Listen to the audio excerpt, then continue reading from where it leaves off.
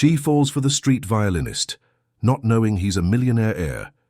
The sun was still fighting the clouds over New Orleans when Chloe woke up in her small apartment in the French Quarter.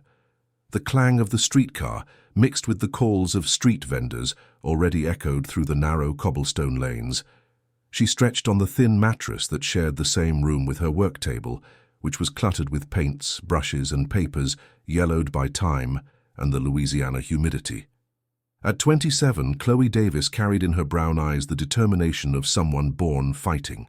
The daughter of a housekeeper and a construction worker who left when she was just a child, she learned early on that dreams had to be built with her own two hands, and her hands were her greatest asset, long, paint-stained fingers that created worlds on makeshift canvases, collages that told the stories of ordinary people, and visual poems born from the soul of someone who knows the pain of not having a place in the world. During the day, Chloe worked on a cleaning crew for offices in the historic downtown. It was a low-paying job, but it allowed her to move through the wealthier parts of the city, observing up close a universe that seemed so distant from her own. In her spare time, between one building and another, she would sketch in old notebooks, capturing faces, expressions, and moments that would later become art. But it was at night that Chloe truly blossomed. When the sun set over the Mississippi River, she transformed. She'd trade her work uniform for her colorful clothes, sling her bag of art supplies over her shoulder, and wander the streets of the French Quarter, the Marigny, and the Bywater, searching for her place in the world. She sold her work at small alternative markets, set up on busy sidewalks, and took part in local poetry slams, where her art found an echo in hearts that, like hers, beat out of sync with the elite. Chloe's dream was bigger than her financial means, but not bigger than her determination. She wanted to create a space, a gallery, a little corner where people like her could feel like they belonged in the art world. A place where it didn't matter what last name you had, the balance in your bank account, or the neighborhood you lived in. A space where beauty was born from truth, from lived experience, from the authenticity of common people who had so much to say, but rarely found anyone willing to listen. On that Thursday in March, Chloe was following her nightly routine through the streets of the French Quarter. The air was thick and heavy, typical of the end of a southern summer, and tourists mingled with locals in an urban ballet she knew by heart. Tucked under her arm was a canvas she had finished the night before. It was a portrait of an old woman who sold pralines on her street corner, painted in a way that revealed all the dignity and beauty of the working woman. It was when she turned the corner onto Chartres Street that she saw him for the first time. Sitting on the steps of an old cathedral, a man of about 30 held a violin as if it were the most precious thing in the world. He wasn't handsome in the classic sense, but there was something about his face that captured your attention. Maybe it was his light, somewhat lost eyes that contrasted with his sun-kissed skin, or maybe it was the way his calloused fingers slid across the strings, pulling a melody from the old instrument that seemed to not belong in that place. Chloe stopped a few feet away, pretending to study the cathedral's architecture, but in reality she was mesmerized by the music flowing from the violin. It wasn't a commercial performance. There was no hat or case open for coins on the ground. The man played for no one and for everyone at the same time, as if he were conversing with ghosts or praying in a language only he understood. The music was different from anything Chloe had ever heard on the streets of New Orleans. It wasn't jazz, it wasn't blues, it wasn't funk. It was something classical, but played with a raw passion that turned technique into pure emotion. Each note seemed to carry a weight, a story, a longing she couldn't identify but recognized somewhere deep in her own chest. The violinist wore a white cotton shirt, slightly yellowed from use, faded blue jeans, and worn-out sneakers. Dark, slightly long hair swayed gently as he lost himself in the music. There was something solitary about him, but not abandoned. It was as if he had chosen that solitude, as if it were a shelter and not a sentence. Chloe stood there for almost half an hour, forgetting her canvas, her routine, everything. When he finally stopped playing and put the violin in an old leather case, she felt a sudden emptiness, as if the night silence had swallowed an important part of the world. The man stood up, adjusted the violin case on his shoulder, and started to walk away, heading down the streets toward the city center.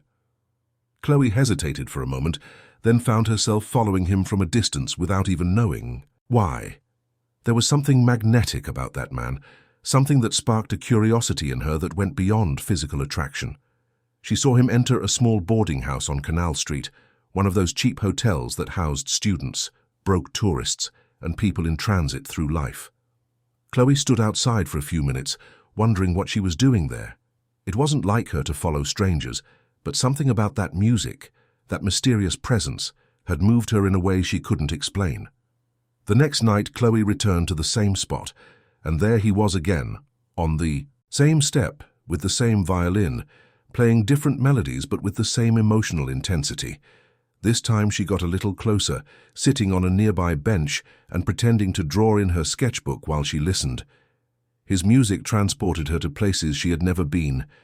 They were soundscapes that spoke of loss, of searching, of a beautiful melancholy that wasn't exactly sadness, but something more complex.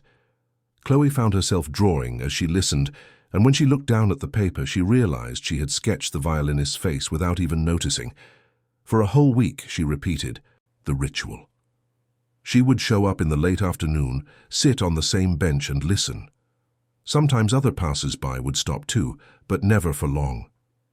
It was as if only she could see the magic happening there, on those stone steps. It was on a Friday that he finally noticed her. When he finished playing a particularly melancholic piece, he put away his violin and walked toward her. Chloe's heart sped up, and she pretended to be focused on her drawing, but it was too late to hide it. "You come here every night," he said with a soft voice that carried an accent Chloe couldn't place. It wasn't southern, but it wasn't from anywhere specific she knew either. It was as if he had lost his regional markers along the way. I like the music," Chloe replied, quickly closing her sketchbook, flustered. "Sorry if I'm bothering you, I can leave if you want." "No," he said, sitting next to her on the bench. "Actually, it's nice to know someone's listening. Sometimes I wonder if I'm playing for the stones or for the wind." Up close, Chloe noticed details she hadn't seen from a distance. His hands were too well cared for someone living on the streets.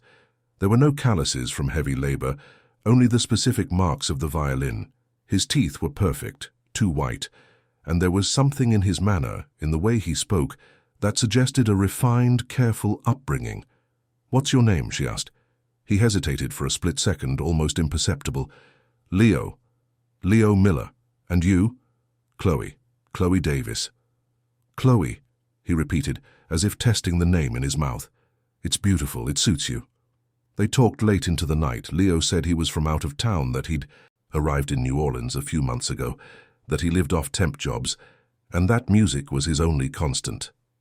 Chloe talked about her dreams, the gallery she wanted to open, the art she created in her lonely late nights. There was a strange ease between them, as if they had known each other for a long time. Leo listened to Chloe with an attention she wasn't used to receiving. There was no rush, judgment, or impatience in his light eyes.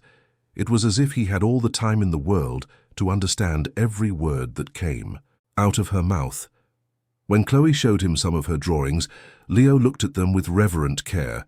His fingers passed over the pages like someone handling something sacred, and she realized he understood art in a way that went beyond basic knowledge. "You have something special here," he said, pointing to a portrait Chloe had done of a child playing in a park. "It's not just technique, it's vision, it's soul." Chloe felt her face flush with the compliment. She wasn't used to being seen that way, to having her work recognized by someone who clearly knew what they were talking about. "Did you study art?" she asked. Leo smiled, but Chloe saw a shadow pass over his eyes. "A little. Nothing formal. I learned by observing, reading. Life, you know how it is." It was a vague answer, but Chloe didn't press. There was something about Leo that demanded respect for his mystery, for the untold parts of his story, and she, who also had her silences, her protected parts, understood that some questions could wait. When they said goodbye that night, Chloe felt that something had changed inside her. It wasn't just attraction, though that was there too. It was recognition. As if she had found someone who spoke the same emotional language as her, someone who understood the search for beauty in a world that sometimes seemed to have lost its ability to feel. In the days that followed, those nightly meetings became the most anticipated part of Chloe's day. She spent her work hours thinking about what they would talk about, the songs he would play, the drawings she could show him. Leo had become a constant in her life of uncertainties, a fixed point in a universe that had always been unstable. They walked together through the streets of the historic district after his music sessions. Leo knew corners of New Orleans that Chloe, even as a local, had never explored. He took her to watch the sunset from the Algiers ferry, to small hidden used bookstores where they bought old art books with the little money they had, to local dive bars where they shared a beer and talked about everything and nothing. Chloe began to notice that Leo had a peculiar relationship with money. He always offered to pay for things, even when she insisted on splitting the bill. And when she asked about work, about how he supported himself, the answers were always vague, evasive. He spoke of temp jobs, of "I saved a little," of "I get by." But there were moments when small details slipped out. The way he knew about wines when they passed an expensive shop, comments about places in the world he seemed to have visited, a natural ease with objects and environments that suggested familiarity with a different standard of living than the one he appeared to have. Chloe tried not to dwell on these inconsistencies. What mattered was who Leo was right there, in those moments, in the reality they were building together. He was sensitive, intelligent, and caring toward her in a way that made her feel special, seen, and valued. Chloe's art began to change under the influence of their meeting. Her colors became more vibrant, her lines more confident. She found herself painting music, trying to capture on canvas the essence of the melodies Leo played. It was as if his presence had unlocked a creative part of her that had been dormant. One night, 3 weeks after their first meeting, Leo showed up with his violin but didn't play, right away. He just sat there on the bench beside her, quiet, contemplating the stars that managed to pierce the city's light pollution. "Have you ever been afraid of being yourself?" he asked suddenly. Chloe looked at him, surprised by the question. "What do you mean?" "Of showing who you really are. That people won't accept it, won't understand, or will understand too much." She thought for a moment. "I think everyone's afraid of that, aren't they? Especially people from where I come from. You learn early on that the world isn't waiting for your opinion, your art, your dreams. But what can you do? If you're not yourself, who's going to be?" Leo smiled, but it was a sad smile. "Sometimes I think it would be easier if I were someone else, someone without complications." "Everyone has complications, Leo. What matters is what we do with them." He looked at her with an intensity she hadn't seen before, as if he were memorizing every detail of her face. "You're incredible, Chloe. You know that?" She laughed, embarrassed. "I'm ordinary. Just another dreamy girl who thinks she can change the world with paint and paper." "No," he said seriously.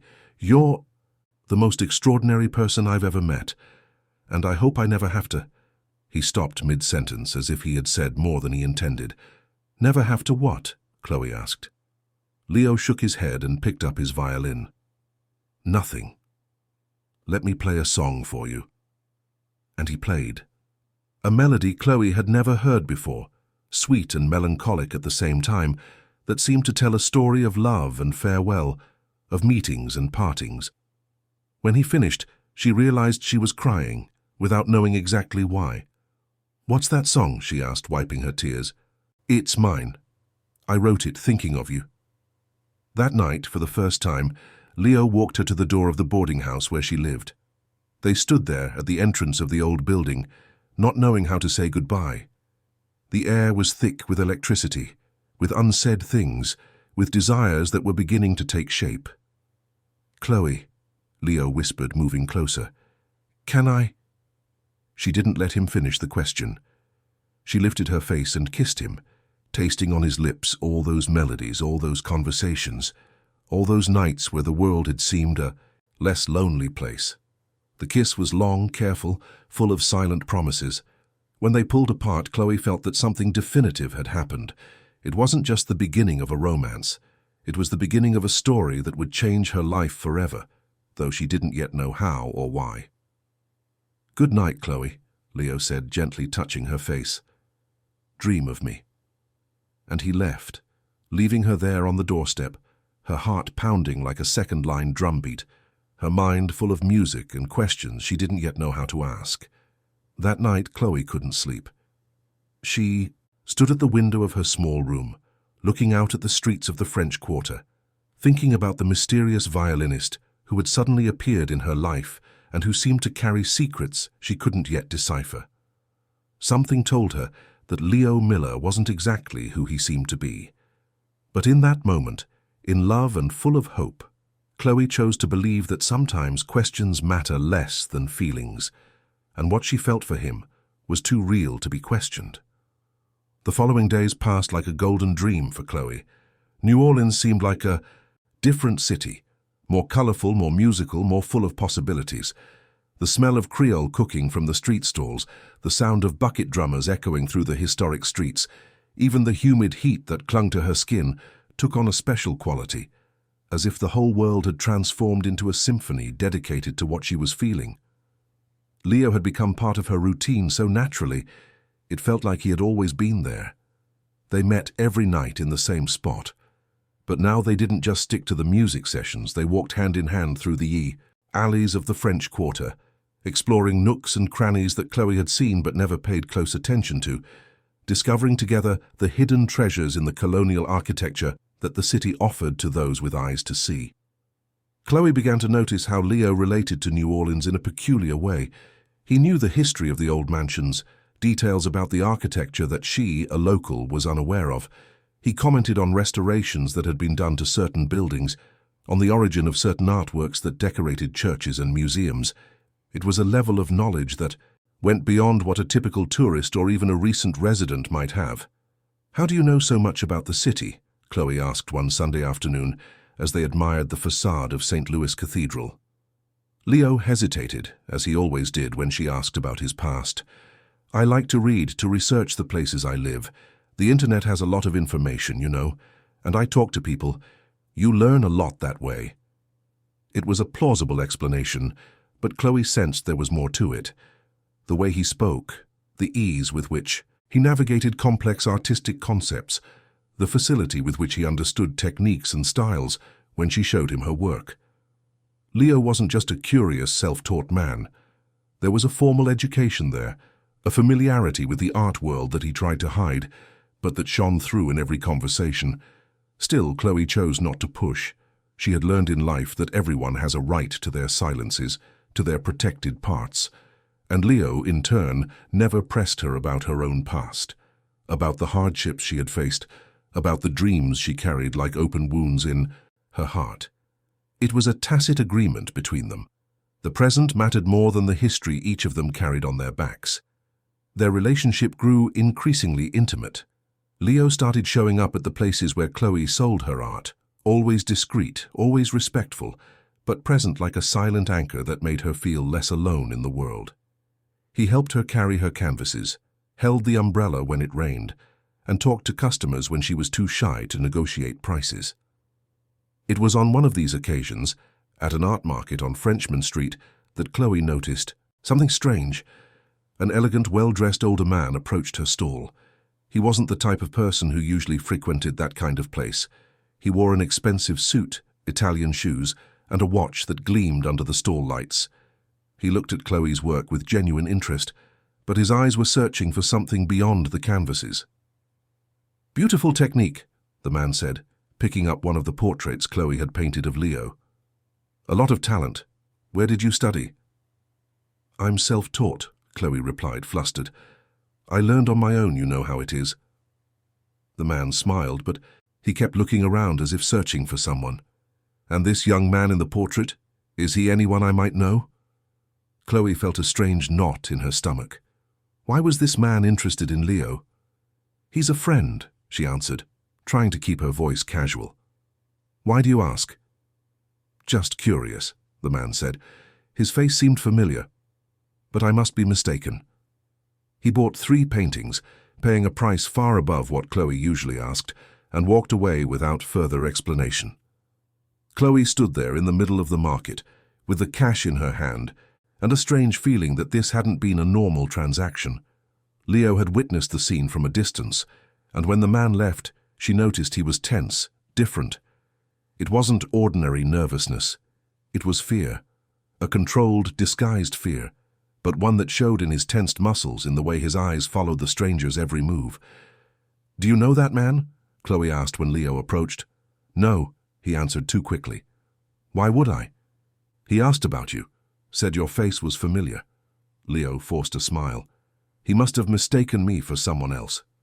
I have a pretty generic face, don't I?" But Chloe knew that wasn't true. Leo had a striking, unique face, impossible to mistake, and his reaction to the stranger's presence had been too intense to be casual. That night, Leo played different music. The pieces were more agitated, more tense, as if he were processing some internal conflict through the strings of his violin. Chloe watched him, trying to decipher the signs, the clues that were piling up like small, unsolved mysteries. "Leo," she said when he finished playing, "you can trust me, you know that, right?" He looked at her with an expression that mixed affection and pain. "I know, Chloe, and that's exactly why—" "Why what?" "Nothing. Forget it." But Chloe couldn't forget. The inconsistencies in Leo's story were starting to form a pattern. The knowledge he displayed, his reaction to the man at the market, the way he sometimes seemed to be playing a role, performing a version of himself that wasn't entirely true. Even so, her feelings for him continued to grow. Leo was affectionate, attentive, and present in a way she had never experienced. He listened to her dreams with a seriousness that made her feel important, valued. When she talked about the gallery she wanted to open, the street artist she wanted to represent, the projects she had to democratize access to art, Leo didn't just listen.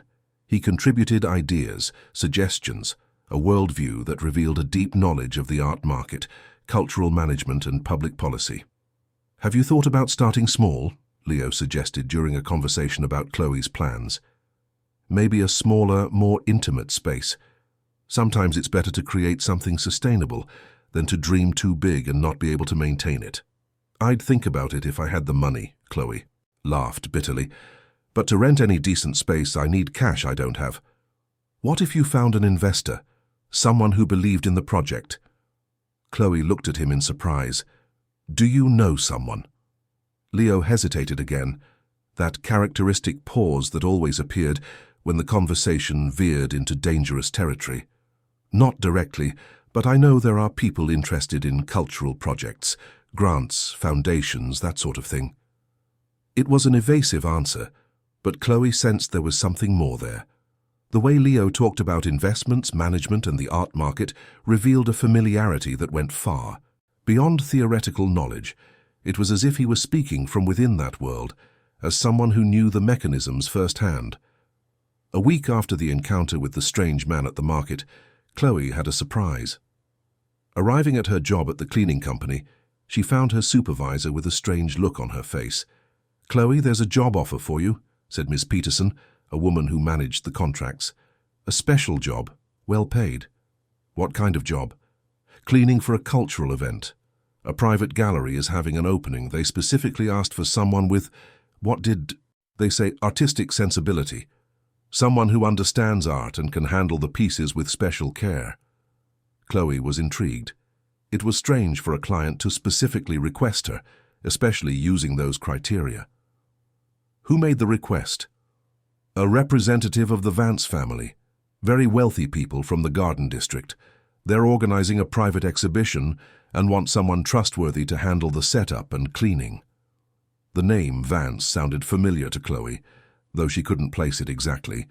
It was one of those last names that appeared in the papers, in society columns, associated with business, politics, and charity events. High society people from New Orleans who lived in a world completely different from hers. And how much would they pay? 3 times the normal rate. It's for a week's work. Chloe accepted immediately. It was a unique opportunity to earn extra money and at the same time get an inside look at the art world she dreamed of joining. Maybe she could make contacts, meet influential people, plant seeds for her own future projects. When she told Leo about the job, his reaction was unexpected. Instead of the joy she anticipated, he became visibly worried. "The Vance family?" he repeated, as if the name left a bitter taste in his mouth. "You know them?" "By name. They're complicated." "What do you mean, complicated?" Leo ran a hand through his hair, a gesture Chloe had learned to recognize as a sign of nervousness. "Powerful people. You know how it is. Sometimes they use people, play political games. Are you sure you want to get involved in that?" Chloe laughed.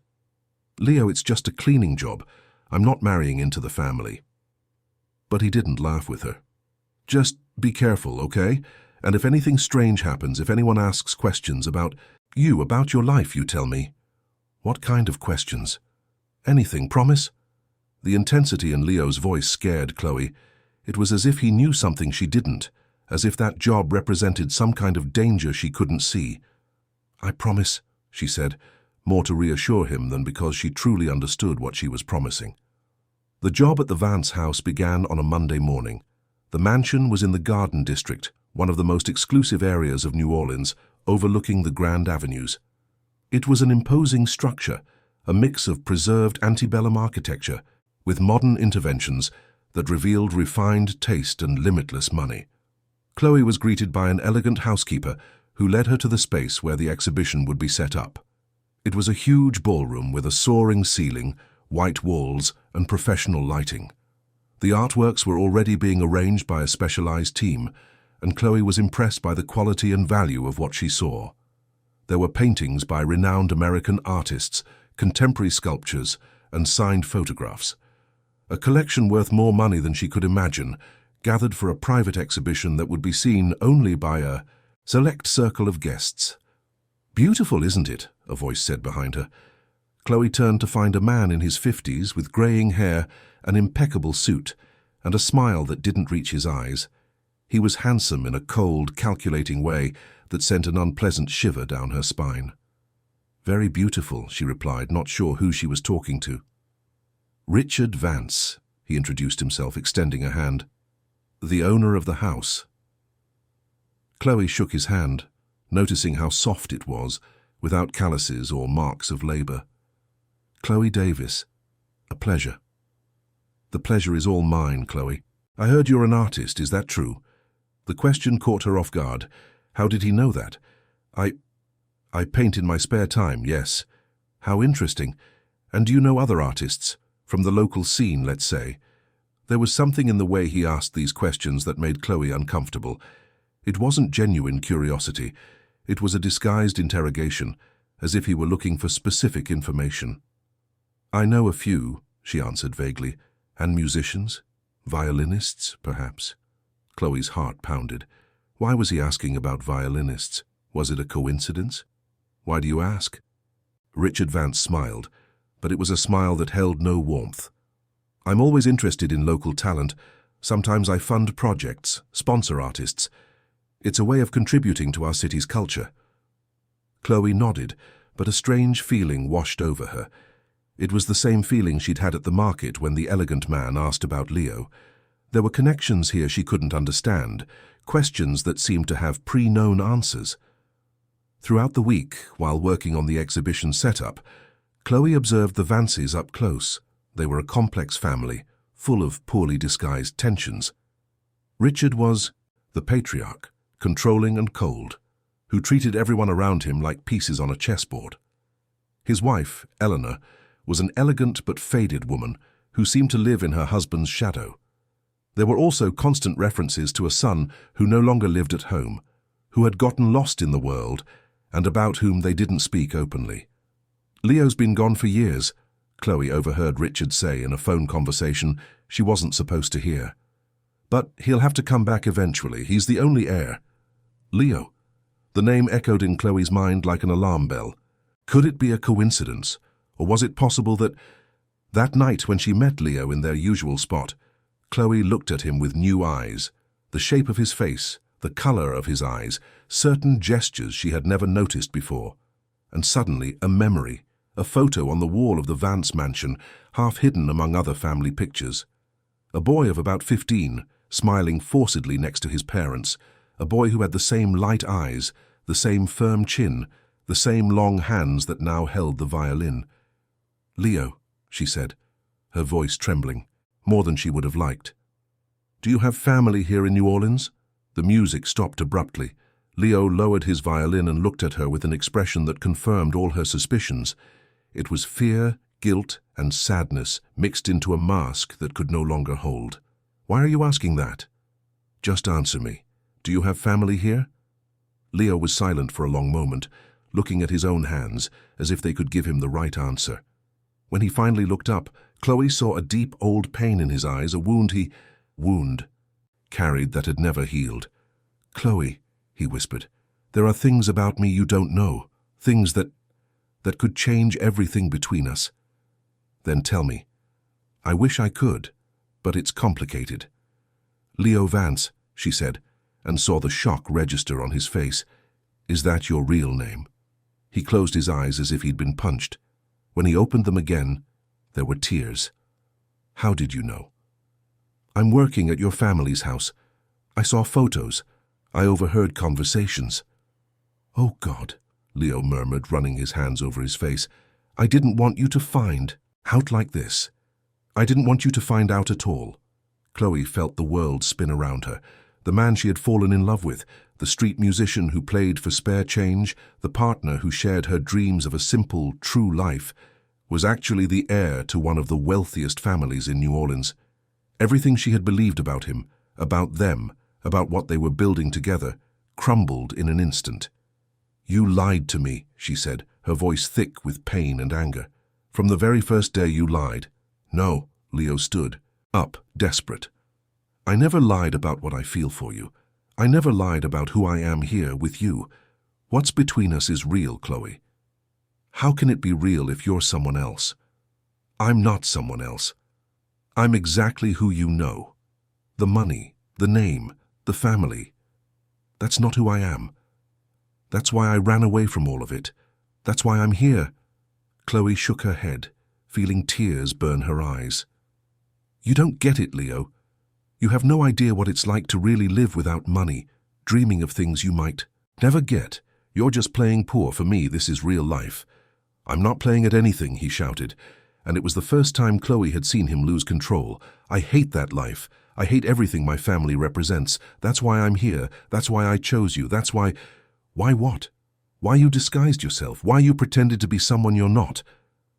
Leo fell silent, knowing that anything he said would sound like a lame excuse, and Chloe, seeing that silence, felt her heart break into pieces. "I have to go," she said, grabbing her bag. "Chloe, please let me explain." "There's nothing to explain, Leo, or whatever your real name is." She walked away quickly, hurrying down the streets of the French Quarter as if fleeing a fire. Behind her she could hear Leo calling her name, but she didn't turn back. She couldn't. If she looked back, if she saw the pain on his face, she might lose the strength she had found to walk away. She got home crying, her chest aching as if someone had ripped out an essential part of her being. Everything that had happened between them replayed in her, mind like a slow-motion movie. Every conversation, every kiss, every moment of intimacy took on a new color, a new interpretation. Had it been real? Had it been sincere? Or was it all just a game for a bored rich kid who wanted to play at living on the edge? Chloe threw herself onto her bed, hugging her pillow, and cried until she had no tears left. Outside, New Orleans carried on with its nightlife, indifferent to the broken heart of a girl who had learned in the worst possible way that sometimes love isn't enough to tear down the walls that separate different worlds. The 2 weeks following the discovery of the truth were the hardest of Chloe's life. New Orleans, which had become a magical place during her romance with Leo, reverted to being just a big, indifferent city, full of hurried people who had no time to truly look at one another. The French Quarter, its streets and corners, lost the special glow they had gained when she walked there hand in hand with the man she now knew was named Leo Vance. Chloe tried to return to her old routine, but everything felt out of place. Her job at the cleaning company became an even heavier burden. The colors on her canvases grew darker, and the music that once inspired her now sounded like irritating noise. She avoided the places where they used to meet, changed her route home, and stopped going to the markets where she sold her work. It was as if every corner of New Orleans held a painful memory she needed to avoid just to be able to breathe. Miss Rosie, her next-door neighbor, a woman in her late 60s who sold sweet potato pies on the corner, noticed the change in the girl right away. "Chloe, honey, what's with the long face?" she asked one Thursday afternoon as Chloe arrived from work with eyes red from crying in secret. "You look like you lost a love and found a debt." Chloe forced a joyless smile. "I'm fine, Miss Rosie. Just tired." "Tired, my foot," the old woman retorted, crossing her sturdy arms over her chest. "I've raised 6 kids, girl. I know a heartache when I see one. That violinist who used to hang around here disappeared, didn't he? Did he do something wrong?" The mention of Leo made Chloe's chest tighten like a clenched fist. "It's not like that, Miss Rosie. It's complicated. Love is always complicated, child. But that's no reason to stop living. Come on, sit with me for a bit." Chloe hesitated but ended up joining the old woman on the plastic chair she always kept in front of the building. Miss Rosie had the wisdom of someone who had lived a lot and observed even more. Her small, sharp eyes seemed capable of seeing beyond appearances. "You know what I think?" Miss Rosie said after a comfortable silence. "I think you're suffering from a wounded pride." "What do you mean?" "You found out the boy isn't who you thought he was, right? And now you're angry because you feel deceived. But answer me this. Did the way he treated you change after you found out the truth?" Chloe thought for a moment. "No, it didn't, but nothing, girl. If the man's heart hasn't changed, if the affection he has for you is still the same, then the only thing that changed was what you knew about his life. And that's his problem, not yours." "Miss Rosie, you don't understand. He lied to me from day one. And you think everyone tells their whole truth right off the bat? You yourself, when you met him, did you tell him you've gone hungry? That sometimes you skip dinner to buy paint? That your father disappeared when you were little? Everyone has secrets, child. The difference is nobody cares about a poor person's secrets, but everyone thinks a rich person's secrets are a betrayal." Miss Rosie's words echoed in Chloe's head all night.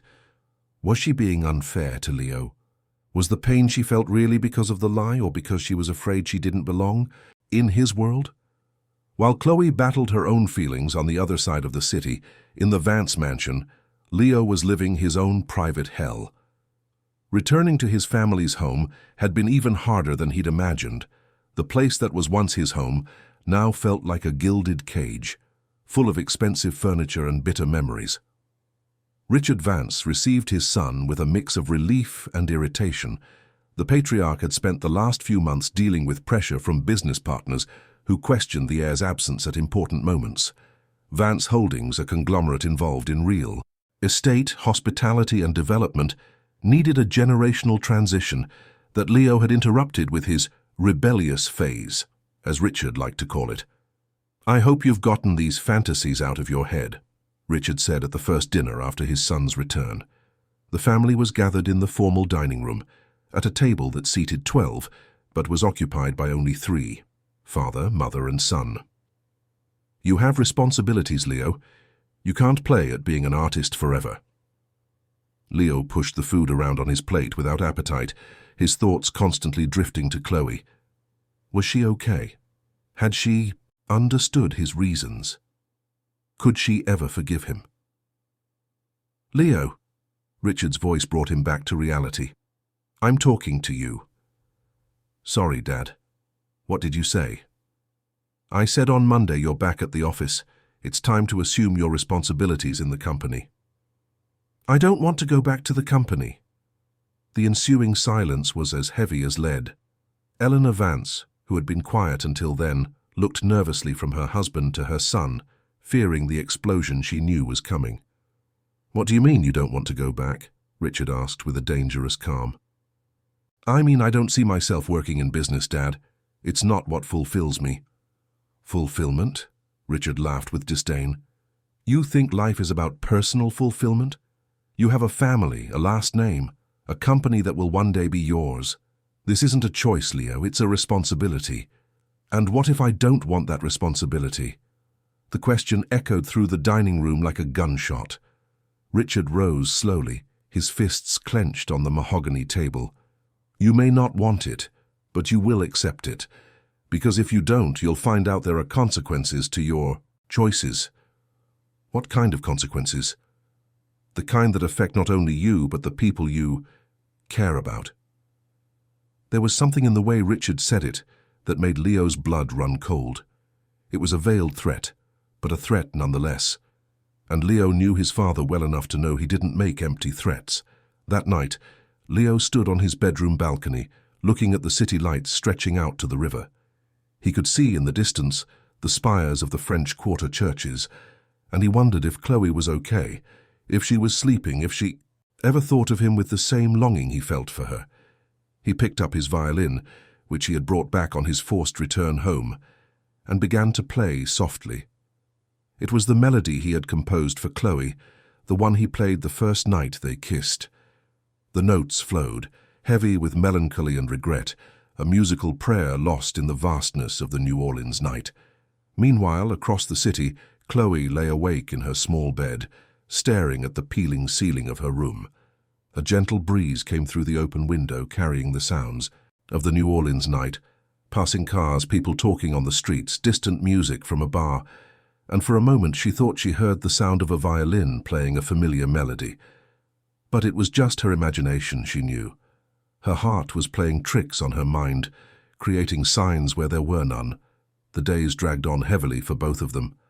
Leo had formally returned to the family office, occupying an elegant corner office on the 20th floor of a commercial building on Poydras Street. He wore expensive suits, attended endless meetings, and analyzed reports and spreadsheets that spoke of profits and losses, investments and expansions. But his mind was always far away, wandering the streets of the French Quarter, through the alleys where he had known true happiness. Chloe, for her part, had returned to her cleaning job and tried to focus on her art in her spare time, but her inspiration seemed to have dried up, along with her tears. Her canvases remained unfinished, her drawings lifeless, and the gallery she dreamed of seemed more distant than ever. It was on a Friday afternoon, 3 weeks after their separation, that something happened to change the course of their lives again. Chloe was leaving work when she was approached by a middle-aged man, well-dressed but with a friendly demeanor. He wasn't the intimidating type who had appeared at the market. This one smiled genuinely, and his eyes conveyed kindness. "Excuse me, are you Chloe Davis?" he asked. Chloe stopped, immediately on alert. "Who's asking?" "My name is Charles Edwards. I'm an art curator. I'd like to talk to you about your work." "My work? How did you know about my work?" Charles Edwards smiled. "Let's just say I have scouts around the city, people who let me know when they find special talent. And from what I've heard, you have something very interesting to show." Chloe studied him carefully. He didn't seem threatening, but after her experience with the Vance family, she had developed a natural suspicion of people who appeared out of nowhere interested in her art. "What kind of conversation?" she asked. "The kind that could change your life. I'm organizing a group exhibition of young Louisiana artists. It would be in a renowned gallery with press coverage and the possibility of real sales. Would you be interested?" Chloe's eyes lit up for a moment, but then the suspicion returned. "And what do I have to do in return?" "Nothing but create. I take a small percentage of the sales. That's how it works. But the important thing is to give your work visibility." Charles Edwards took a card from his pocket and handed it to Chloe. "Think about it. If you're interested, give me a call. I'd love to see your portfolio." After he walked away, Chloe stood on the sidewalk, the card in her hand, her heart racing. Was it possible that a real opportunity had finally come her way? Or was this another strange situation, another mysterious connection to a world she didn't fully understand? When she got home, Chloe showed the card to Miss Rosie, who examined it carefully. "Charles Edwards. That name sounds familiar," the old woman murmured. "Let me think. Oh yes, he's a real curator, girl. I've read his name in the paper. Organizes exhibitions, represents artists. He's the real deal." Chloe felt a wave of hope. Maybe it was true. Maybe something good was finally happening in her life. But what Chloe didn't know was that at that very moment across the city, Charles was in a very private meeting. Sitting in Richard Vance's office, he was delivering a detailed report on his encounter with Chloe. "Did she agree to talk?" Richard asked. "She showed interest, yes. She's a smart girl, but starved for opportunity. It will be easy to win her trust. And you're sure you can get the information I need?" "Mr. Vance, I've been in this business for 20 years. I know how to handle young artists. She'll tell me everything about her relationship with your son, the places they went, the plans they made. And when I have that information, you can use it as you see fit." Richard nodded with satisfaction. "Perfect. Leo thinks he can defy his family, but he has no idea how far I'll go to protect our interests. If this girl is his weak spot, then she's how I'll get to him." Charles hesitated for a moment. "Mr. Vance, may I ask a question? Why not just talk to your son? Maybe you could reach an agreement." Richard's face hardened. "You don't understand, Charles. This isn't just about Leo coming back to the company. It's about control. If I let him defy me now on this, he might defy me on other things tomorrow. And I didn't build an empire to see it crumble in the hands of a rebellious son who thinks love is more important than responsibility." In the Vance mansion, Leo ate his dinner in silence, unaware that his life and Chloe's were being manipulated by forces far beyond what they could imagine. The expensive, well-prepared food was tasteless to him. All he could think about was Chloe's smile, the way her face lit up when she talked about her dreams, the way she slept curled up after they made love for the first time on a warm March night. "Leo," Eleanor Vance got his attention, "don't you think you should try talking to that girl? Explain your situation?" Richard shot a furious look at his wife. "Stay out of this, Eleanor. Leo has caused enough trouble with this whole affair." "But Richard," Eleanor insisted, brave for once in her life, "if he truly loves her—" "Love!" Richard almost shouted. "Since when does love pay the bills? Since when does love keep companies running? Since when does love preserve family fortunes?" Leo stood up abruptly from the table. "Since forever, Dad. Love is the only thing that really matters. The rest is just the rest." And he left the dining room, leaving behind the echo of his declaration and two parents who couldn't understand the son they had raised. That night, Leo snuck out of the house. He put on his simple clothes, grabbed his violin, and walked through the streets of New Orleans until he reached the French Quarter. He sat on the cathedral steps where he used to play and began his music. He didn't expect Chloe to show up, but he needed to be there in the place where they had been happy, even if it was just to feel her presence in the stones, in the air, in the memory that space held. To his surprise, after an hour of playing, Chloe appeared. She was walking down Chartres Street, returning from a meeting with Charles Edwards, where she had shown her work and received enthusiastic praise. When she saw Leo there in their usual spot, with the violin in his lap and a lost expression on his face, her heart sped up. They looked at each other for a long moment, separated by only a few feet, but by an abyss of hurt, misunderstanding, and wounded pride. "Hi," Leo finally said, his voice hoarse with emotion. "Hi," Chloe replied, without getting closer. "How are you?" "Good. You?" "A terrible liar. I'm not good. I'm miserable." Chloe felt her defenses start to crumble, but she fought to keep them up. "Leo, I know you don't want to listen to me. I know I messed everything up. But I need you to know that nothing I felt for you was a lie. The name is different, the bank account is different, but my heart is the same. How can I be sure of that? How can I know what's real and what's an act in your life?" Leo stood up and took a step toward her. "Because you know me, Chloe. You looked into my eyes all those nights. You listened to my music. You slept on my chest. You know who I really am." Chloe closed her eyes, fighting the urge to run into his arms. "It's not that simple, Leo. Our worlds are too different." "So what? Love doesn't know social class." "Yes, it does," Chloe said, opening her eyes and letting the pain show in her voice. "It knows, and it gets hurt by it. You can choose to be poor, Leo. You can decide to live simply because you think it's romantic, because you want to rebel against your family. But for me, it's not a choice. It's reality. And when you get tired of this game, You go back to your mansion, I stay here. Chloe's words hit Leo like daggers, because deep down, he knew there was a painful truth there. His poverty was temporary, optional. Hers was structural, real, permanent. Chloe, he whispered, I would give up everything for you. And then what? Then, you'd blame me for losing your family, your money, your future. Then I'd be the reason you had to give everything up. I don't want to carry that weight, Leo.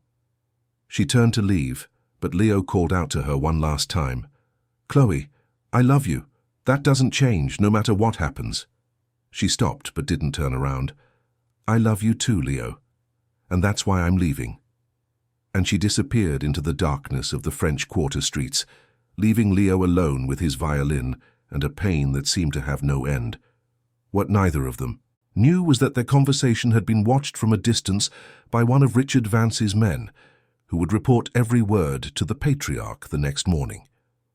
The game had just begun, and Chloe and Leo were pieces on a board much larger than they imagined.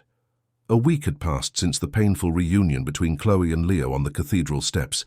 They were both trying to move on with their lives, each on their own side of the city, each carrying half of the same broken heart.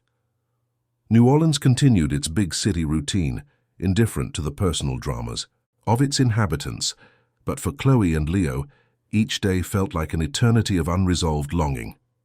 Chloe had thrown herself headfirst into the opportunity Charles Edwards had offered. The curator proved to be extremely attentive and professional, visiting her regularly to monitor the progress of the works for the gallery exhibition. He spoke enthusiastically about her future in the art world, about the doors the exhibition could open, and about the important collectors who would be at the opening. Your work has a rare emotional power, Chloe, Charles said, examining a canvas she had finished the night before. It was a melancholic self-portrait, painted in dark colors that reflected her current state of mind. This is art born from lived experience, not from techniques learned in expensive academies.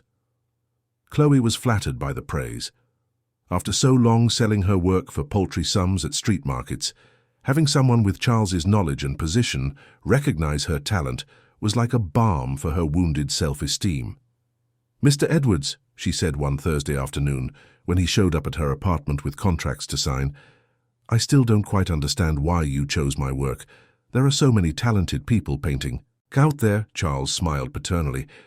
Chloe, after so many years in this business, you develop a special eye, and there's something in your art that catches my attention. An authenticity that's hard to find, especially in this generation that grew up on social media, always more concerned with appearing than with being. He paused deliberately before continuing. Actually, you remind me a lot of a story I heard recently about a talented girl who got involved with a young man from a wealthy family. A complicated situation, full of misunderstandings. Chloe's heart raced. How did Charles know about Leo? Was it a coincidence? Or was he investigating her life? I don't know what you're talking about, she said, trying to keep her voice casual. Of course. It must be a coincidence. But you know how the art world in New Orleans is, right? It's small. Everyone ends up knowing each other, stories circulate, including stories about young people from traditional families who rebel against their parents, run away from home, and go live on the street playing the violin. Chloe's blood ran cold. There was no doubt anymore. Charles knew about Leo. But how? And more importantly, why? Why are you telling me this? She asked directly. Charles adopted a concerned expression.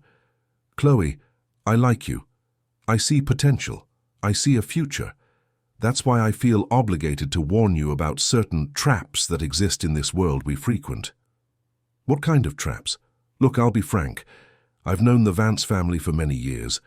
Richard Vance is a powerful, influential man, but also very protective of his family's interests. If his son got involved with you, I'm sure he was sincere. But the father is different. He won't passively accept the family. Heir dating a street artist, no matter how talented she is. Chloe felt a wave of anger and humiliation. And what does that have to do with me? I'm not even with Leo anymore. It has to do with you because Richard Vance isn't the type of man who leaves loose ends. If he considers you a threat to his plans for his son, he might try to harm you in various ways. He could sabotage your career, spread rumors about your work, influence important people not to buy your art. Are you trying to scare me? I'm trying to protect you. That's why I fast-tracked this exhibition. I want you to have visibility, to meet important people, to build a solid network before Richard Vance can interfere. Chloe fell silent, processing the information. It made sense. If the Vance family was as powerful as Leo had implied, they really could harm her professionally if they wanted to, and Charles seemed genuinely concerned for her. "What do you think I should do?" she asked. "Keep focusing on your art. Let me handle the rest. And if by any chance someone from the Vance family shows up here or tries to talk to you, let me know immediately." Chloe agreed, feeling grateful to have found someone who seemed willing to protect her in a world she didn't yet fully understand. What she didn't know was that every word of that conversation would be reported to Richard Vance that very night. Across the city, Leo was facing his own conflicts. The forced return to the corporate world was proving more difficult than he had imagined. Every day, from 9 to 6, he sat at a mahogany desk in a glass-walled office, analyzing spreadsheets of profits and investments, attending meetings where expansions and acquisitions were discussed. It was a job any young man his age would envy, but for him it felt like a life sentence. The worst part was that Richard kept him under constant surveillance. There was always a reason he couldn't go out alone, always an important meeting that required the presence of the future successor, always a social engagement where the family needed to appear united. Leo felt like a bird with clipped wings, forced to fly in circles inside a golden cage. "You're adapting well," Richard commented one afternoon, entering Leo's office without knocking. "The reports I've seen on your work are positive." Leo looked up from the papers he was pretending to read. "I'm fulfilling my obligations, if that's what you want to know. It's more than that. I'm seeing maturity, responsibility. Maybe that rebellious phase was good for you. Sometimes we need to leave the nest to appreciate what we have at home." "Dad, can I ask you a question?" "Of course." "Why is it so important to you that I work at the company? Why can't you just hire a competent executive and let me follow my own path?" Richard walked to the window, looking out at the city below. "Leo, what do you think I built all this for? To make bankers richer? To profit shareholders I don't even know? I built it to leave to you, so that the Vance name continues to be respected in New Orleans, in Louisiana, across the country. And what if I don't want that weight? Then you'll disappoint not only me but your mother as well, and the memory of your grandmother, who started all this by selling pies at the French market. You'll throw away generations of work and sacrifice for what? For music? For teenage romanticism?" Leo felt the blow. Richard knew exactly where to hit, how to play on guilt and family responsibility. It was a subtle but effective manipulation. "By the way," Richard continued as if it were an afterthought, "I heard that girl you were involved with is doing well. Got herself a manager, she's going to exhibit in an important gallery. Seems she's found her place in the world." Leo looked up quickly. How did his father know about Chloe? They hadn't spoken in weeks. "How do you know that?" "New Orleans is a small town for those with the right connections. The important thing is that she's moving on, making the right choice for someone in her position." There was something in the way Richard spoke that unsettled Leo. It was as if there were hidden meanings in his words, as if his father knew more than he was letting on. "What manager?" "Charles Edwards, a respected curator, works with several local artists. A great opportunity for a girl with her talent." The name wasn't familiar to Leo, but something in his father's tone bothered him deeply. Richard never showed genuine interest in people, especially those he considered lower class. If he knew details about Chloe's professional life, it was because he had a specific reason. That night, Leo couldn't concentrate on anything. During the family dinner, he was quiet, thoughtful, trying to understand what was happening. Eleanor noticed her son's state, and after Richard had retired to his study, she approached him. "What's going on, my son? You seem strange." "Mom, Dad mentioned something about Chloe today. How could he know what's happening in her life?" Eleanor hesitated before answering. She knew her husband had hired people to watch their son, but she wasn't sure if she should tell Leo. At the same time, she saw her son suffering and couldn't bear to pretend she knew nothing. "Leo," she said softly, looking around to make sure Richard wasn't nearby, "your father is worried about you. He thinks you might try to go back to that life you were living." "So?" "So he hired people to keep an eye on things." "On me?" "On you. And on her." Leo felt his blood boil. "He's having Chloe spied on?" "I don't know the details, son.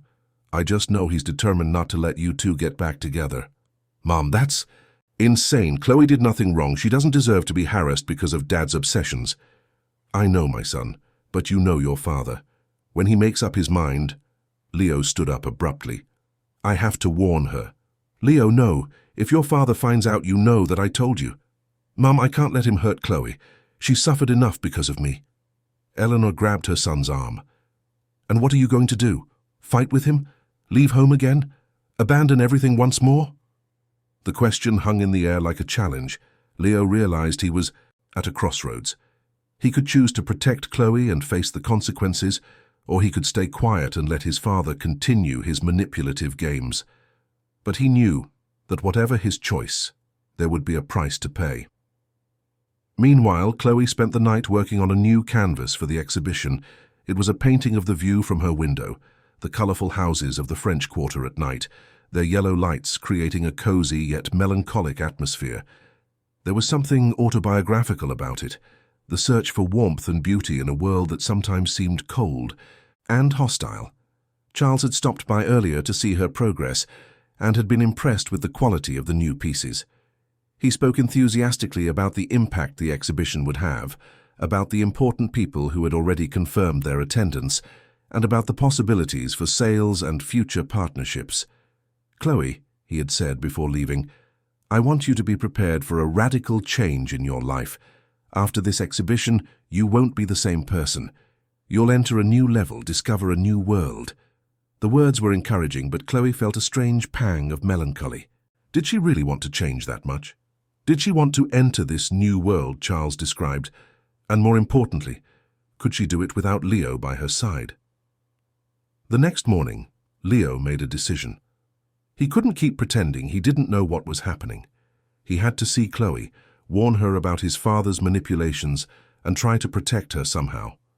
He knew it would be risky, that Richard would be furious if he found out, but he could no longer live with the guilt of knowing she was being used.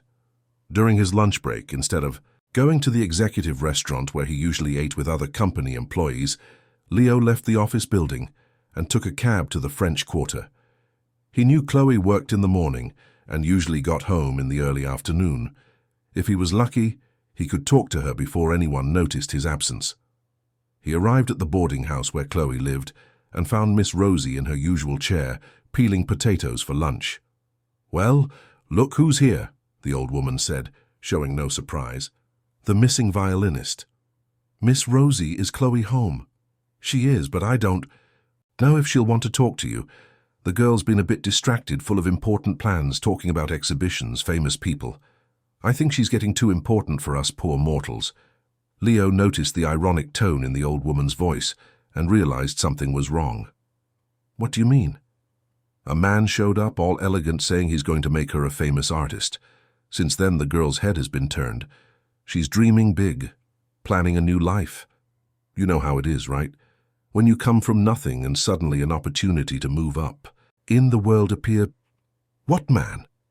"Charles something said he's a curator, that he understands art." Chloe was completely taken with his praise. Leo felt a chill run down his spine. Charles Edwards, the name his father had mentioned. It wasn't a coincidence. It was a setup. "Miss Rosie, can I talk to Chloe? It's urgent." The old woman studied him for a moment, as if trying to read something in his face. "You can try, but she's been very determined about things lately, and still very hurt from what I can tell." Leo climbed the stairs of the boarding house and knocked on Chloe's door. He heard footsteps inside, then silence. He knew she was looking through the peephole. "Chloe, it's me. I need to talk to you. It's important." The door opened slowly, revealing Chloe with a mixed expression of surprise and irritation. She looked different, Leo noticed. She was wearing better clothes, her hair was styled more sophisticatedly, and even her posture seemed straighter, more confident. What do you want, Leo? Can I come in? It's about this curator who's working with you. Chloe hesitated but eventually made room for him to enter. The room was tidier than Leo remembered, with several new canvases leaning against the walls. There were also papers scattered on the table, contracts and documents that looked official. Chloe, have you checked this Charles Edwards' references? Why do you want to know? Because I don't think he is who he says he is. Chloe crossed her arms, adopting a defensive stance. Oh, I see. Now you show up here to sabotage the first real opportunity that comes my way? How convenient. That's not it, Chloe. It's just that... It's what? That a poor girl like me doesn't deserve a chance? That only you, from the rich family, can have opportunities, that I should just keep selling my little paintings on the street forever. Chloe, listen to what I'm trying to say. Charles Edwards might be working for my father. Working for your father? Leo, you're getting paranoid. Not everyone who comes into my life has to do with you or your family. Leo realized he was losing the battle. Chloe had built up an armor of pride and ambition that made it difficult for her to listen to anything that might threaten her new dreams. Chloe, my father is capable of anything to control me, including using the people I love against me. People you love? Chloe laughed bitterly. Leo, you abandoned me. You chose your family, your company, your rich life. Now you show up here thinking you can interfere in my life just because you can't deal with your own choices? I didn't choose to abandon you. I was forced. Nobody forced you to do anything. You went back to your comfort zone because it was easier than fighting for what you really wanted. Chloe's words hit Leo like slaps in the face, because there was a painful truth to them. He had indeed taken the easier path, had given in to his father's pressure instead of fighting for the love he felt. You're right, he said softly. I'm a coward. But that doesn't change the fact that my father might be using you. You know what I think, Leo? I think you can't stand to see me grow, evolve, achieve things on my own merit. You think I'm only good enough to be your secret girlfriend, your teenage rebellion adventure. That's not true, isn't it? Then why are you here trying to convince me that my first real chance is a setup? Why can't you just be happy for my success? Leo realized he had completely lost control of the situation. Chloe didn't want to hear his warnings because they represented a threat to the dreams she had built. And maybe she was right not to trust him. Maybe he really was just a spoiled rich kid who couldn't accept that life moved on without him. Chloe, he said, walking to the door, I just want you to be careful. If something goes wrong, if this Charles Edwards isn't who he says he is, you can find me. Even if you hate me, even if you don't want anything to do with me anymore. If you need help, I'll be here. Chloe didn't answer. She stood in the middle of the room, her arms still crossed, watching him leave. When the door closed, she sat on the bed and covered her face with her hands. Part of her knew that Leo could be right. There were strange signs in Charles's behavior, questions that seemed to have ulterior motives, an excessive interest in her personal life. But the opportunity was too real, the dreams were too close to be abandoned because of suspicions that might be nothing more than paranoia. That night, Charles showed up at her apartment with important news. The exhibition had been moved up. Instead of happening at the end of the month, it would be next week. A unique opportunity had arisen, a prime space had become available, and important collectors had confirmed their attendance. It's now or never, Chloe, he said, his eyes shining with an excitement that seemed exaggerated. Your life is about to change overnight. Chloe nodded, excited, but a part of her couldn't stop thinking about Leo's words. And when Charles left, she was alone in her room, looking at the canvases she had painted, wondering if she was about to realize her dreams or if she was walking straight into a trap from which she might not be able to escape. The night of the exhibition arrived like a whirlwind of expectations. Chloe had spent the last few days in a mix of euphoria and nervousness that kept her from sleeping properly. Charles Edwards had delivered on all his promises. He secured a magnificent space at the Galerie d'Art et Dames in the Garden District, a guest list that included prominent names from New Orleans society, and even a small feature in the local paper's art section, announcing the revelation of a new promise in Louisiana art. Chloe had bought a simple but elegant dress with the money she had managed to save, styled her hair carefully, and looked at herself in the mirror several times before leaving. She was beautiful. She was ready. She was living a dream that had seemed impossible just a few weeks ago. But why, then, did she feel this tightness in her chest, this strange feeling that something was off? Leo's words echoed in her mind. Charles, Edwards might be working for my father. At the time, she had dismissed it as paranoia or an attempt at sabotage, but certain details were starting to add up in a disturbing way. The indirect questions about her personal life, the excessive knowledge about her relationship with Leo, the sudden rush to move up the exhibition. Stop thinking about it, Chloe muttered to herself, applying her lipstick for the third time. Tonight is your night. Tonight your life changes forever. She arrived at the gallery at 8 o'clock, as arranged with Charles. The space was beautifully prepared, with professional lighting, highlighting each of her works. Chloe felt a wave of emotion, seeing her paintings framed and displayed so elegantly. There were her portraits of ordinary people from the French Quarter, her urban landscapes of New Orleans, her abstract pieces born from sleepless nights. It was the first time she had seen her work treated with such seriousness and respect. Nervous? Charles appeared beside her, impeccable in a dark suit. It's normal. Every artist gets anxious at their first major exhibition. I'm emotional, Chloe replied, still looking at her canvases. Thank you for all of this, Charles. I'll never forget what you've done for me. He smiled, but Chloe noticed something strange in his smile. It was as if he were savoring a private victory, a success that went beyond the professional. The guests will start arriving soon, he said. Remember the guidelines we discussed? Be charming, tell your story, talk about your inspiration, but avoid getting into details about your personal life, past relationships, things like that. The focus should be on the art. It was the third time Charles had made this recommendation, and Chloe started to find it odd. Why was he so concerned about what she might say about her personal life? The first guests began to arrive promptly at 9. Chloe recognized some faces she had seen in society magazines. Business leaders, politicians, local cultural figures. They all seemed genuinely interested in her work, asking technical questions, praising her technique and sensitivity. Chloe began to relax, gain confidence, and start to believe that maybe Leo was wrong, and this was a legitimate opportunity after all. It was when she saw Richard Vance walk into the gallery that Chloe's blood ran cold. The Vance family patriarch strode in with the haughty posture of someone accustomed to being the center of attention. He wore an impeccable suit, gold cufflinks, and a smile that didn't reach his eyes. Chloe recognized him immediately from the photos she had seen in the mansion, and from the way Charles hurried to greet him with exaggerated reverence. It was clear that this meeting was no coincidence. "Chloe," Charles called her over, leading Richard by the arm, "I'd like to introduce a very important collector, Mr. Richard Vance." Chloe felt her legs tremble, but she tried to maintain her composure. "A pleasure," she said, extending her hand. Richard gripped her hand tighter than necessary, holding it for a few seconds too long, his cold eyes studying every detail of her face. "So you're the famous Chloe Davis. Charles has told me a lot about your work, and about your story." "My story?"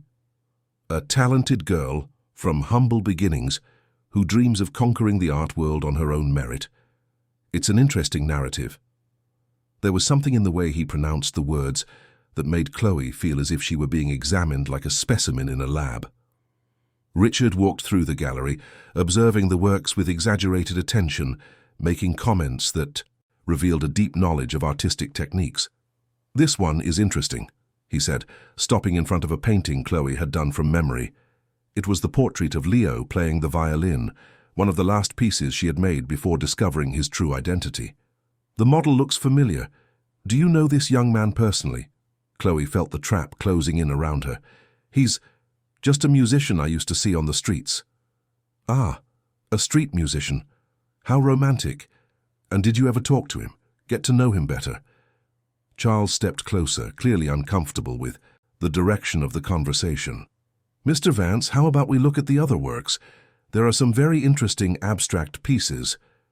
But Richard ignored the interruption. "I'm curious about this violinist, Chloe. Did he tell you anything about his family? About his background? Or did he intend to remain a mystery forever? In that moment, Chloe understood completely what was happening. The exhibition, Charles, all the praise and opportunities, it was all an elaborate trap to publicly humiliate her, to show that a poor girl like her could never truly belong in that world. "Why are you doing this?" she asked Richard directly, no longer caring about politeness or consequences. "Doing what, my dear? This whole charade, this farce. You organized all of this just to humiliate me?" The room, which had been filled with lively conversation, began to fall silent. People noticed that something was happening between the artist and the most powerful businessman present. Richard smiled, now without any pretense of friendliness. "Humiliate you? On the contrary, Chloe, I'm offering you a unique opportunity to recognize your place in the world, to understand that certain boundaries should not be crossed." "What boundaries?" "The boundaries between people like you and people like my family. You got involved with my son thinking you could change your life through him. But Leo has responsibilities that go far beyond the romantic whims of a dreamy girl." Chloe felt tears burn in her eyes, but she refused to cry in front of all those people. "I never wanted to change my life through Leo. I loved him for who he was, not for what he had." "Love?" Richard scoffed. "My dear, you didn't even know who he really was. You loved a fantasy, a role my son decided to play while going through a rebellious phase. That's when Leo appeared. He burst into the gallery like a hurricane, still wearing his office suit, but with his tie loosened and his hair disheveled, as if he had run to get there. His eyes scanned the crowd until they found Chloe, then fixed on his father with a fury Chloe had never seen before. "What's going on here?" Leo demanded, walking straight toward them. "Leo," Richard adopted a paternal tone, "glad you could make it. I was just explaining to Miss Davis how things work in the real world." "Explaining what?" Chloe looked at Leo, then at Richard, then at Charles, who looked like he wanted the floor to swallow him whole. "Your father set this whole thing up," she said. "The exhibition, the curator, it was all a lie to humiliate me." Leo turned to his father with an expression of disbelief and rage. "Dad, tell me this isn't true." "It is true," Richard replied without any embarrassment, "and it was necessary. You were losing yourself because of this girl. Someone had to show her her place." "Her place? Explain to me what her place is." "A poor girl's place is far away from the son of a respectable family. It's selling paintings at a market, dreaming of a greatness she'll never achieve, not disrupting the lives of people with real responsibilities." The argument had captured the attention of the entire room. Chloe felt exposed, humiliated, like an animal in a zoo being watched by curious onlookers. She wanted to run, to disappear, to wake up from this nightmare. Leo took a step forward, standing between Chloe and his father. "Dad, you've crossed the line. This is cruel, dishonest, and unacceptable." "What's unacceptable is you throwing away everything we've built for a whim." Whim? I love this woman. And if you can't understand that, that's your problem, not ours." The silence that followed was deafening. Even the people trying to pretend they weren't listening stopped their conversations completely. Chloe looked at Leo, her eyes full of tears, but now for different reasons. He had declared his love for her publicly, in front of his father, in front of all those important people. He had finally chosen her, without fear of the consequences. "Leo," Richard said with a threatening calm, "if you walk out of this gallery with this girl, you will no longer have a place in my company or in my family. Then I'm leaving." "Leo, no," Chloe intervened. "You don't have to do this. You don't have to give up everything for me." Leo turned to her, taking her hands. "Chloe, I've spent weeks trying to live without you, trying to pretend I could be happy in the life my father wants for me. But I can't. Without you, none of it makes sense." "But your family, your company, your future." "My future is with you, if you'll have me." Chloe looked around at all the people watching them like characters. In a soap opera, at Richard staring at her with hatred and contempt, at Charles avoiding her gaze, at her canvases displayed on the walls like a cruel joke. "I will," she whispered. Leo smiled, and it was the first genuine smile Chloe had seen on his face in weeks. "Then let's get out of here." They walked hand in hand toward the exit, under the astonished gaze of the entire audience. At the door, Chloe turned back one last time to Richard. "Mr. Vance," she said, her voice firm despite her tears, "you may have money, power, connections, but you can't buy what Leo and I have, and in the end, that's all that matters." And they left. Outside, on the sidewalk of the garden district, with the city lights twinkling in the distance and the salty smell of the river in the air, Leo hugged Chloe as if he never wanted to let her go. "I'm sorry," he whispered in her ear. "I'm sorry it took me so long to make the right choice. I'm sorry I didn't believe you when you tried to warn me. So now what? What do we do?" Chloe pulled back a little, to look into his face. "Now we build our own life, with no lies, no secrets, and no fear of being who we are. It won't be easy. My father won't give up easily. I know, but we'll manage. I know how to survive without money, remember? And you learned how to live simply. We can start over." Leo laughed, a light laugh that Chloe had missed. "You know what I want to do first?" "What?" "I want to take you to see the house my grandmother built in Algiers Point. She passed away when I was a teenager, but she left the house to me. It's a bit run down, but it has a beautiful view of the city. We can fix it up slowly, turn it into a small gallery, a real gallery, where artists like you can exhibit without having to humiliate themselves for anyone." Chloe's heart raced. "You would do that?" "With you, I would do anything." They kissed right there, on the sidewalk, under the glow of the streetlights and the curious gazes of passers-by. And for the first time in weeks, Chloe felt like she was in the right place with the right person at the right time. 6 months later, the small Art and Soul Gallery was up and running in a restored Creole cottage in Algiers Point. Chloe had become one of the most respected artists of the New Orleans generation, not because she had a powerful manager or important connections, but because of the genuine quality of her work. Leo played his violin at the gallery every Friday night, showcasing new local musical talents. They lived together in the house, sharing responsibilities, dreams, and a simple happiness that didn't depend on a bank account or a last name. Richard Vance had attempted some retaliation in the first few months, but discovered it was hard to fight against people who had nothing to lose. One Sunday afternoon, as Chloe painted a new canvas on the porch and Leo tuned his violin beside her, Miss Rosie came for a visit. The old woman had become a sort of adoptive mother to the couple, always showing up with home-cooked meals and unsolicited advice. "You two look like you're truly happy," she said, settling into a rocking chair Leo had bought especially for her visits. "We are happy, Miss Rosie," Chloe replied without taking her eyes off the canvas. "It's not an easy happiness, but it's ours. And that's what matters, girl. Happiness that comes easy, goes easy. Happiness you build with hard work lasts a lifetime." Leo stopped tuning his violin and looked at Chloe, then at the view of the city skyline across the river. New Orleans was still the same city, but now they had found their place in it. Not in the rich part or the poor part, but in a space of their own that they had created with their own hands. "Chloe," he said suddenly, "yeah? Marry me." She stopped painting and looked at him surprised. "What do you mean?"